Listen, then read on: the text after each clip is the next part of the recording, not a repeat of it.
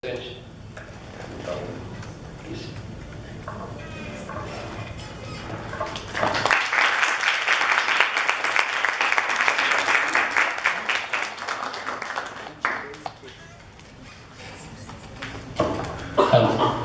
Bom,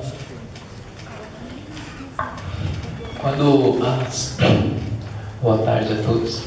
Quando começaram as falas, eu fiquei me indagando acerca do que eu estou fazendo aqui. Eu sou da dança.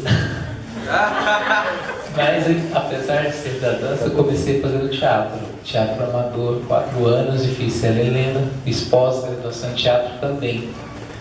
E tenho bacharelado, licenciatura em dança e doutorado em dança. Então, assim, a minha vivência é esse eterno cruzar de fronteiras. Eu fiz teatro em Belo Horizonte.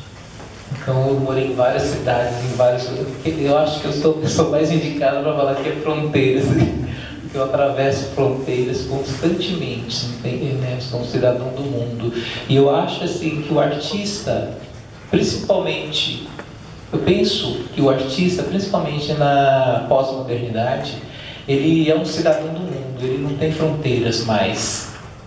A partir do momento em que as artes começam a questionar essas fronteiras, a partir da pós-modernidade, da filosofia, a gente tem, né, os filósofos que discutem o que é arte pós-moderna, ou o que é a pós-modernidade vem para poder questionar essas fronteiras, essas coisas que separam as coisas das outras. E assim, o Danto fala muito disso, tem vários filósofos que falam disso, o Jameson dos Estados Unidos, eles são filósofos que vão pensar sobre isso. Há um fim da arte, mas que fim é esse? É o fim ou o fim de terminar? Então, assim, essas discussões vêm há alguns anos, a partir da década de 60, 70, e isso se manifesta em todas as camadas artísticas, essa discussão que são fronteiras, né? E essas fronteiras, e a universidade não está apartada disso. Isso nasce dentro do seio acadêmico também, essas discussões nascem no seio artístico, mas também dentro do seio acadêmico. Nós estamos todos em discussão. E quando eu falo que o artista é um cidadão do mundo, a pós-modernidade vai revelar ainda mais essa questão do artista que não está situado dentro de uma determinada linguagem específica. Tem as suas formações, mas ele está em constante estado de curiosidade, né? A dança conversando com o teatro, conversando com as artes visuais, o teatro conversando com a dança o tempo todo, né? E aí surgem essas denominações para as coisas que os artistas fazem, mas que ninguém sabe explicar o que é. Uns chamam de teatro físico, outros vão chamar de dança-teatro, outros chamam de videoarte ou videodança, e aí surgem novos nomes, novos meios, novas formas de poder se expressar. Mas assim, o artista, ele está investigando, ele está procurando novas formas de poder estar no mundo e poder identificar esse mundo. Então, assim, quando a gente vê um espetáculo que a gente não identifica se é dança, se é teatro, se é arte, o que é aquilo, a gente está nesse território, que é um território pertencente ao nosso tempo, à nossa época, né? O Canclini, ele vai trazer, né, muitas discussões a respeito disso, que é interessante, né? Tem um livro dele que é interessante, que é Leitores, Espectadores e Internautas. Como é que a questão das novas mídias vão interferir no processo de criação e também no processo de apreciação. Porque dentro do doutorado, a minha pesquisa, a minha busca é entender o olhar do espectador.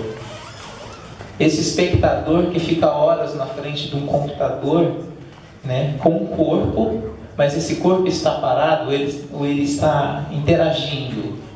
Existem as fronteiras da realidade e as fronteiras do mundo virtual.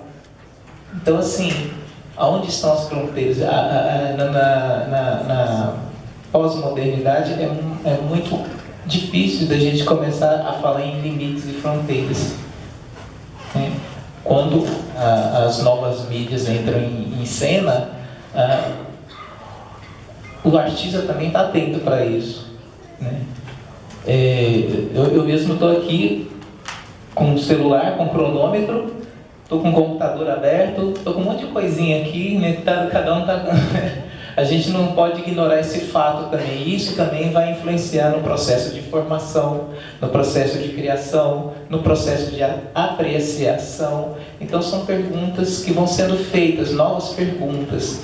Hoje o Goodman, filósofo americano, falava que a pergunta não é mais o que é arte, mas quando há arte.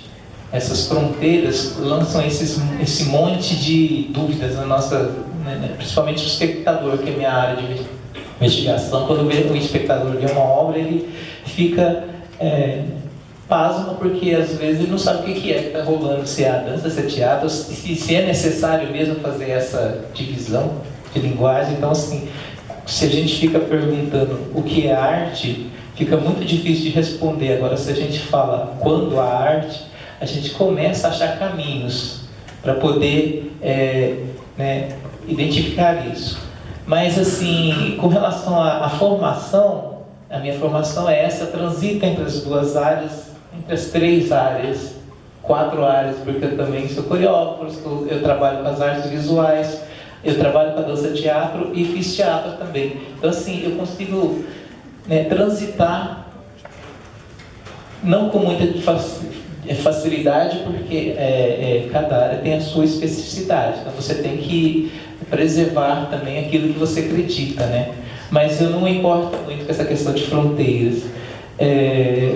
Então, a formação do artista, das pessoas que estão na graduação, acho que tem que ser... Eu penso que deveria ser voltado para esse sentido. Em que lugar nós estamos no mundo e o que estamos fazendo nesse mundo, e se nós estamos dialogando, né, com as realidades, sejam elas virtuais ou não, né? Há várias formas de se trabalhar dentro de um determinado espaço da realidade, né? Passando para a questão da formação dos docentes, eu vou falar, né, lá da Unesp.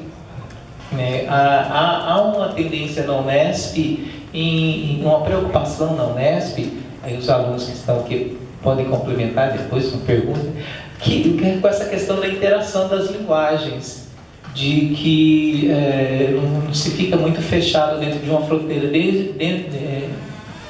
sendo que eu mesmo sou testemunha disso. Eu trabalho dentro da Unesp, eu supervisiono, eu oriento um grupo, um projeto de extensão, é um grupo de dança contemporânea que trabalha com a linguagem do dança-teatro.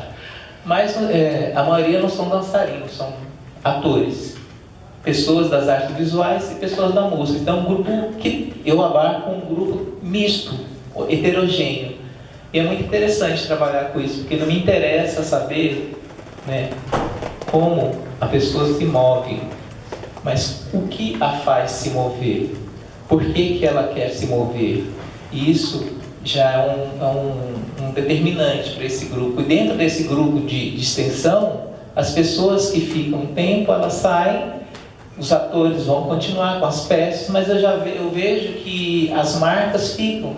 E essa questão de trabalhar esse rompimento de fronteiras, essa transdisciplinaridade, essa forma nova, diferente de poder identificar a realidade e passar essa realidade do artista para o mundo, está dado ali. As pessoas estão trabalhando isso, né? Teve um músico que participou do grupo, muito interessante, eu gosto sempre de lembrar dele, né? Ele, ao final do processo, ele falou, professor, mas será que eu danço? Eu falei, se você dança ou não vai depender de você, porque ele dançou o tempo todo. Ao final ele ficou em dúvida se ele dançava ou não. E ele é da música, não é do teatro. Então, assim, eu achei interessante a pergunta dele, porque ele ficou nessa dúvida, né, se ele dançava ou não. Dançar, todos nós dançamos, dependendo de que dança você está falando, né? E aí vai. Com relação às greves, né, passando um pouquinho, isso aí, a formação dos docentes, voltando um pouquinho, né, que eu comecei a falar. Há uma preocupação lá da SESC, da Departamento de Artes Cênicas, em trabalhar bastante essa questão do corpo nas artes cênicas. Tanto é que agora tem duas professoras, né, a Mariana Monteiro e a Cátia Godoy, que são da dança. Trabalham com dança, pesquisa em dança, mas elas trabalham com a linguagem das artes do teatro, as artes cênicas do teatro. Não tem graduação em dança lá na Unesp. Então são duas professores que são da dança, dando aula no teatro, né? E aí, agora entrou mais um professor substituto, que é o Gabriel, ele trabalha com dança, mas ele está trabalhando com a formação dos atores. Então sim, a questão corporal é bastante forte lá, né? Além dos professores de teatro tradicionais, tem vários. Mas aí esse corpo essa presença da preocupação do corpo docente com formação em dança está presente dentro do Instituto de Arte. E isso vai refletir diretamente no trabalho, no processo de criação de todos os formandos, né? As pessoas que saem dali, elas saem com uma consciência de que o corpo também faz parte, trabalha, não há como se formar sem essa preocupação. E aí, com relação às greves, a provocação das greves, que infelizmente é um dado que